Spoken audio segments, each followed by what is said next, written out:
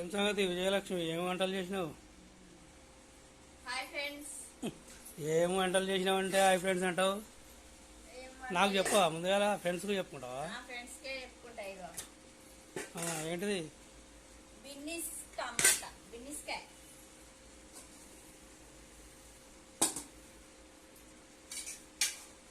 రొట్టెల కోసం సరిపోతావా?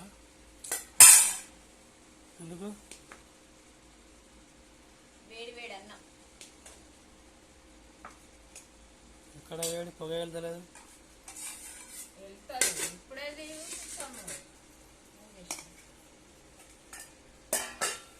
బిన్నిస్కాయ టమాటా.